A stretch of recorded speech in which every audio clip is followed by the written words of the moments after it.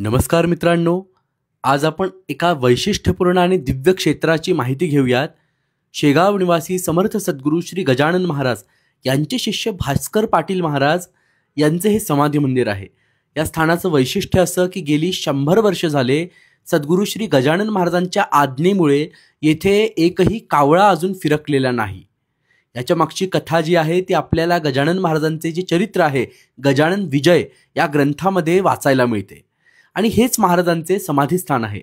गजानन महाराजांनी शेकडो लोकांपुढे भास्कर पाटलांना वैकुंठाला पाठवले आणि त्यानंतर द्वारकेश्वर भगवान द्वारकेश्वर हे शिवलिंग इथे आहे आणि सतीच्या कट्ट्याजवळ माझ्या प्रिय परमशिष्य भास्कराला तुम्ही समाधी द्या असं महाराजांनी सांगितलं होतं आणि हेच ते भास्कर पाटलांचं समाधी मंदिर आपण बघू शकतो। अतिशय जुन्या पद्धतीचं हे बांधकाम आहे।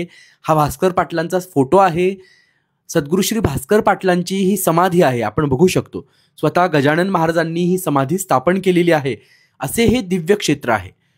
गजानन महाराजांनी सांगून ठेवलं होतं की मी माझ्या भास्कराजवळ रोज एकदा विश्रांती घ्यायला येत जाईल। तर महाराजांच्या पवित्र अस्तित्वाची साक्ष अजूनही आपल्याला या परिसरात येते। हा महाराजांचा फोटो भास्कर पाटलांच्या मंदिरामध्ये आहे आणि इथे महाराजांच्या दिव्य पादुकाही आहेत। अतिशय जुन्या पद्धतीचं हे सगळं बांधकाम आहे, आपण बघू शकता। इथे ज्ञानेश्वर माऊलींचाही फोटो बघायला मिळाला, फार सुंदर फोटो बघायला मिळाला, म्हणून मलाही आनंद वाटला।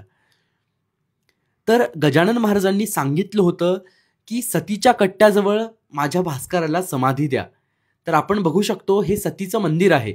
हा पांढरा कळस म्हणजे भास्कर पाटलांच्या समाधी मंदिराचा कळस आहे। त्याच्या बाजूला जे छोटं मंदिर दिसतं आहे ते आहे सतीचं मंदिर म्हणजे पार्वती मातेचं मंदिर।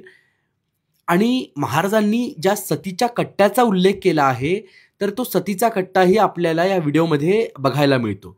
मी आपल्याला दाखवतो। हा जो पुढे वृंदावन दिसतं आहे तर हे वृंदावन ज्या ठिकाणी ज्या कट्ट्यावरती आहे त्याला सतीचा कट्टा असं म्हटलं गेलं आहे। तर महाराजांच्याही आधी अनेक वर्षापासून हा सतीचा कट्टा इथे आहे, म्हणजे काहीतरी धार्मिक वैशिष्ट्यपूर्ण मान्यता याला असेल, याचं महात्म्य असेल। आणि हे जे एक दुसरं मंदिर आपल्याला बघायला मिळतं ते म्हणजे द्वारकेश्वराचं मंदिर आहे। लोकमान्यता अशी आहे की भगवान श्रीकृष्णांनी या शिवलिंगाची स्थापना केली आहे।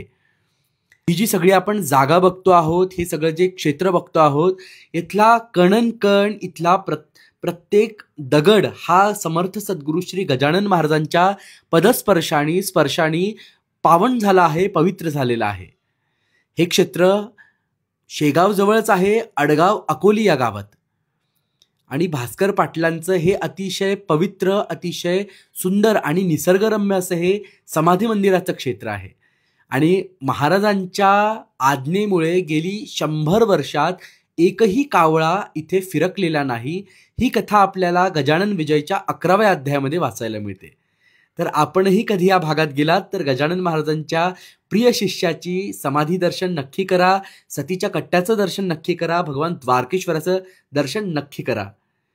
तर इथेच थांबतो। आपल्याला हा व्हिडिओ कसा वाटला मला नक्की कळवा। अवधूत चिंतन श्री गुरुदेव दत्त, श्री स्वामी समर्थ, जय गजानन।